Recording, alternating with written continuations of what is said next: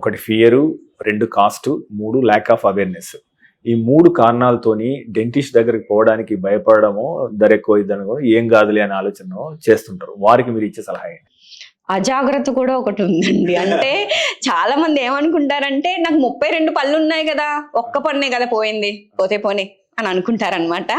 ఫస్ట్‌దైతే నేను అజాగ్రత్తే చెప్తాను. కాదండి మీ 32 పళ్ళు తాలూకా ఫంక్షన్ సేమ్ కాదు.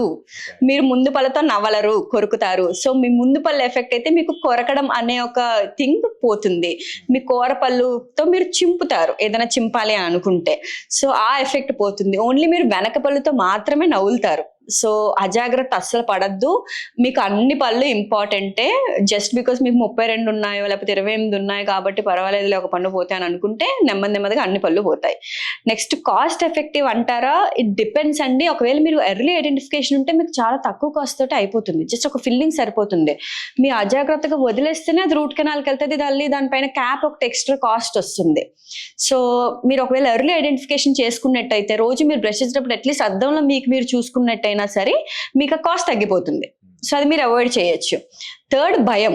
చాలా మందికి ఉండే భయం ఏంటంటే సౌండ్స్ వల్ల ఇక్కడ యూజ్ చేసే ఏదైతే ఎక్విప్మెంట్ ఉంటుందో ఆ ఎక్విప్మెంట్ సౌండ్ వల్ల మీరు భయపడుతున్నారేమో తప్పితే మీకు నిజంగా అంత నొప్పి రాదు.